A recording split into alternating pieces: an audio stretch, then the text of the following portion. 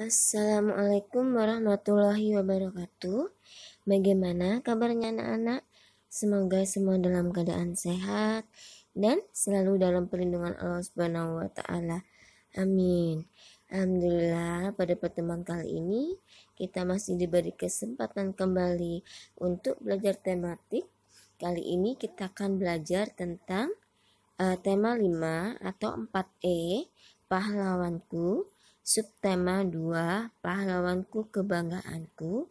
Muatan pelajaran yang kita pelajari kali ini yaitu PPKN dan Bahasa Indonesia. Nah, untuk pelajaran PPKN, tujuan pembelajarannya yaitu yang pertama, menjelaskan makna dan simbol sila kelima Pancasila. Itu terletak pada pembelajaran kedua. Yang kedua, menerapkan sila kelima Pancasila dalam kehidupan sehari-hari. Pembelajaran keempat. Dan yang ketiga, mendeskripsikan sikap yang sesuai dengan sila kelima Pancasila, yaitu pembelajaran keenam. Nah, hubungan simbol dengan makna sila kelima Pancasila. Sila kelima Pancasila itu yaitu keadilan sosial bagi seluruh rakyat Indonesia. Dan simbolnya adalah padi dan kapas. Nah, yang ini adalah gambar kapas. Kapas itu melambangkan kebutuhan pakaian atau sandang, ya. Kalau padi melambangkan kebutuhan pangan. Jadi, padi dan kapas itu merupakan simbol kebutuhan dasar manusia. Ketercukupan keduanya menandakan tercapainya kemakmuran rakyat yang juga merupakan tujuan sila kelima Pancasila. Nah, apa sih makna yang terkandung dalam sila kelima Pancasila? Yaitu yang pertama, menjalankan hak dan kewajiban harus secara seimbang, ya. Harus seimbang, tidak boleh menuntut hak terus, tapi kewajibannya kita tidak melaksanakannya atau kita abaikan, itu tidak boleh. Jadi antara hak dan kewajiban itu harus seimbang, ya. Yang kedua, menghormati hak-hak orang lain. Yang ketiga, tidak melakukan hal-hal yang merugikan kepentingan umum. Misalnya mencoret-coret fasilitas umum. Ya, itu tidak boleh kita lakukan. Merusak fasilitas umum, itu tidak boleh, ya. Yang keempat, suka memberi pertolongan kepada orang lain. Yang kelima, tidak bersikap boros. Yang keenam, menghargai hasil karya orang lain. 7, suka bekerja keras. Dan kedelapan, menjunjung tinggi nilai kekeluargaan dan kebersamaan, ya. Ini adalah makna sila kelima Pancasila, ya. Jadi kalian harus bisa membedakan makna dari sila pertama, kedua, ketiga, keempat, dan sampai sila kelima, ya. Karena dari setiap sila Pancasila itu memiliki makna yang berbeda. Jadi harus bisa membedakan, ya, karena kadang hampir mirip-mirip, ya. Maka untuk menjadi pembedanya atau pembandingnya yaitu yang misalkan kalau sila pertama tentang ibadah-ibadah, menghormati agama, kebebasan memeluk agama, itu tentang sila pertama, pokoknya tentang ibadah dan tentang menghormati kebebasan beragama. Kalau sila kedua tentang jiwa kemanusiaan, ya kan, kemanusiaan yang adil dan beradab. Jadi tentang sikap saling tolong menolong, menyayangi, terus mengakui hak dan derajat, mengakui harkat dan martabat manusia. Itu sila kedua, ya. Sedangkan sila ketiga itu biasanya tentang persatuan dan kesatuan, ya. Tidak mengejek suku ras, ya. Terus menghormati perbedaan suku ras agama. terus kompak, bermain sepak bola bersama, ya. Tidak membeda-bedakan antar teman suku, ras, budaya. Itu sila ketiga. Kalau sila keempat biasanya tentang itu tentang musyawarah, berdiskusi, menghargai pendapat orang lain, ya. Tidak memaksakan kehendak terhadap pendapat. Pokoknya tentang pendapat-pendapat, tentang musyawarah, ya. Dan kalau sila kelima yaitu tentang ini, ya. Tidak bersikap boros, kerja keras, adil. Itu sila kelima. Nah, ini contoh penerapan sila kelima Pancasila dalam kehidupan sehari-hari. Nah, Pancasila itu merupakan pedoman, ya. Pedoman perilaku kita dalam kehidupan berbangsa dan bernegara. Apa saja sih penerapan sila kelima Pancasila dalam kehidupan sehari-hari? Yaitu mengembangkan perbuatan luhur yang mencerminkan sikap dan suasana kekeluargaan dan gotong royong. Yang kedua, mengembangkan sikap adil terhadap sesama. Yang ketiga, menjaga keseimbangan antara hak dan kewajiban. Yang keempat, menghormati hak orang lain. Dan kelima, suka bekerja keras, ya. Itu sama kayak kurang lebih sama seperti maknanya, ya. Selanjutnya, penerapan sikap kepahlawanan sesuai dengan makna sila kelima Pancasila, ya. Contoh sikap kepahlawanan yang sesuai dengan sila kelima Pancasila yaitu berlaku adil, ya, menjaga keseimbangan antara hak dan kewajiban, berjuang membantu rakyat yang sedang dijajah, dan bergotong royong bersama rakyat demi meraih kemerdekaan. Ya. Berikutnya, muatan bahasa Indonesia. Tujuan pembelajarannya yaitu yang pertama, menggali informasi dengan membuat tabel Know-Wonder pada pembelajaran pertama. Yang kedua, menggali informasi menggunakan tabel KW. Pembelajaran ketiga. Dan ketiga, menggali informasi tentang pahlawan dalam bentuk peta pikiran. Pembelajaran keempat. Dan yang keempat, mempresentasikan informasi tentang pahlawan. Pembelajaran ke-6. Untuk pembelajaran pertama, menuliskan informasi dari teks pada tabel Know-Wonder. Nah, untuk memudahkan kita saat mempelajari hal-hal baru atau membaca cerita-cerita baru, nah kita dapat menggunakan cara belajar yang dikenal dengan nama tabel KW. Ya, namanya tabel KW atau tabel Know-Wonder. K itu berasal dari kata know. Itu artinya pengetahuan yang sudah kita ketahui. Jadi itu di dalam teks itu sudah pengetahuannya sudah kita ketahui, sudah kita baca dari teks tersebut. Sedangkan W berasal dari kata wonder, itu artinya apa? Artinya apa yang ingin kita ketahui lebih lanjut.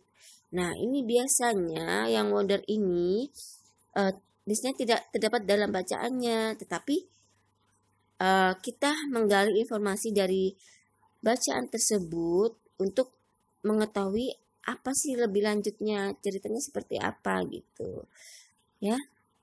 Cerita yang kata-kata atau kalimat yang tidak ada dalam bacaan biasanya, ya. Dan pengetahuan yang ingin kita ketahui dari isi bacaan tersebut, ya. Nah, di sini cara menulis informasi teks dalam tabel. Yang pertama, kita harus membaca teks dengan cermat. Dibaca dengan cermat, dipahami kira-kira isinya tentang apa saja, apa yang bisa kita ambil dari pengetahuan yang sudah kita ketahui tadi, yang sudah kita baca. Terus apa yang ingin kita ketahui lebih lanjut dari bacaan tersebut, ya. Kemudian kalian membuat catatan singkat mengenai hal pokok yang dibicarakan dalam bentuk tabel. Nah, di sini adalah Bu Lita kasih contoh ya. Tabel Keno Wonder Pangeran Diponegoro ya. Kalau di dalam buku paket kalian tentang Sultan Hasanuddin, nanti kalian kerjakan itu. Nah, ini Bu Lita kasih contoh tabel Keno Wonder dari Pangeran Diponegoro. Kemarin sudah kalian kerjakan ya, dan sudah kalian baca isi teksnya dari Pangeran Diponegoro. Nah, itu untuk tabel Kenonya, itu tabel Keno, tabel apa yang sudah aku ketahui tentang Pangeran Diponegoro. Nah, yang sudah kalian baca atau yang sudah kalian ketahui dari bacaan tersebut, yang pertama, Pangeran Diponegoro dilahirkan di Yogyakarta tanggal 11 November 1785. Yang kedua, Pangeran Diponegoro itu merupakan putra sulung Hamengkubuwono III. Dan Pangeran Diponegoro itu berasal dari Raja Mataram di Yogyakarta. Yang keempat, Pangeran Diponegoro melakukan perlawanan dengan Belanda dengan berbagai taktik ya. Ada taktik gerilya, taktik infanteri ya, dan taktik perang ya. Yang kelima, perjuangan Pangeran Diponegoro itu dikenal sampai hingga ke Eropa. Itu tabel Keno yang sudah kalian ketahui dalam bacaan tersebut ya. Nah, sedangkan tabel Wonder ini apa yang ingin aku ketahui lebih lanjut tentang Pangeran Diponegoro ya. Ini biasanya tidak terletak di bacaannya, tidak ada biasanya. Yaitu Bu Lita kasih contoh, misalkan siapakah nama ibu Pangeran Diponegoro. Di situ belum disebutkan ya, cuma ayahnya saja. Ayahnya namanya Hamengkubuwono, sedangkan ibunya belum dikasih tahu. Makanya di sini kalian menggunakan tabel Wonder. Kalian ingin mengetahuinya, siapakah sih nama ibu Pangeran Diponegoro. Yang kedua, bagaimana taktik gerilya yang dilakukan Pangeran Diponegoro. Karena dalam bacaan tersebut hanya disebutkan 3 jenis taktiknya saja, tapi tidak disebutkan langkah-langkahnya bagaimana sih dengan menggunakan taktik gerilya, itu belum disebutkan ya. Dan yang nomor 3, nah apa yang dimaksud taktik infanteri? Mungkin kalian juga belum paham ya dari bacaan tersebut itu apa. Nah, ini adalah apa yang kamu ingin ketahui lebih lanjut ya. Dan yang keempat, mengapa Pangeran Diponegoro ditangkap oleh Belanda ya. Di bacaan tersebut hanya disebutkan Pangeran Diponegoro ditangkap oleh Belanda. Sedangkan alasannya di situ belum dijelaskan. Makanya ini dimasukkan ke dalam tabel Wonder karena ini ingin kalian ketahui lebih lanjut ya. Terus nomor 5, bagaimana kelanjutan perjuangan Pangeran Diponegoro ya. Pembahasan ketiga, menyajikan informasi dari tabel ke dalam tulisan. Nah, dari informasi pada tabel Keno tadi, nah ini kalian cari hubungan antar informasinya, dicari hubungannya apa ya. Nah, seperti ini informasinya dari Pangeran Diponegoro lahirnya, putra sulung, sama seperti tabel Keno tadi ya. Nah, dari rangkaian informasi tersebut, maka kita bisa menggunakannya dalam bentuk tulisan atau bisa rangkuman singkat ya. Nah, rangkuman singkatnya seperti ini ya, bisa kalian baca. Ini adalah gambar foto Pangeran Diponegoro. Dia dikenal sebagai pemuda yang baik dan rendah hati ya. Selanjutnya, menyampaikan informasi dari teks visual. Teks visual itu berarti teks yang bisa kita lihat ya, yaitu terdiri dari gambar dan teks. Nah, perhatikan teks visual berikut. Ini adalah gambar R.A. Ajeng Kartini. Ini seharusnya fotonya berhijab ya. Bu Kartini itu aslinya berhijab ya. Nah, Raden Ajeng Kartini ini lahir di Jepara. R.A. Ajeng Kartini ini gambarnya. Nah, ini teksnya. Itulah beliau lahir di Jepara, Provinsi Jawa Tengah pada tanggal 21 April 1872. Dan ayahnya bernama Raden Mas Adipati Aryo Sosroningrat. ibunya bernama M.A. Masiro ya. R.A. Kartini ini mulai aktif menuliskan surat-surat kepada temannya. Kemudian surat-surat tersebut dibukukan dengan judul Habis Gelap Terbitlah Terang ya. Selanjutnya Kartini wafat pada tanggal 17 September 1904 pada usia 25 tahun. Kartini dimakamkan di Desa Bulu, Kecamatan Bulu, Kabupaten Rembang. Nah, dari cerita atau teks visual R.A. Ajeng Kartini tersebut, maka kita dapat memperoleh informasi berikut dalam atau ditulis dalam bentuk tabel KW tadi ya. KW. Nah, ini untuk yang penuh. Apa yang kamu ketahui tentang R.A. Kartini? Tadi ya, R.A. Kartini lahir di Jepara. R.A. Kartini mulai aktif menuliskan surat-surat kepada temannya dengan judul Habis Gelap Terbitlah Terang. R.A. Kartini wafat pada tanggal 17 September. Ini yang sudah kalian ketahui dari teks visual tadi. Nah, untuk yang tabel wonder yang ingin kalian ketahui lebih lanjut tentang R.A. Kartini, contohnya yaitu isi suratnya apa ya. Di situ hanya disebutkan surat-suratnya saja, tapi isi suratnya belum disebutkan. Yang kedua, kehidupan Kartini saat masih hidup seperti apa kehidupannya ya. Itu juga belum dijelaskan.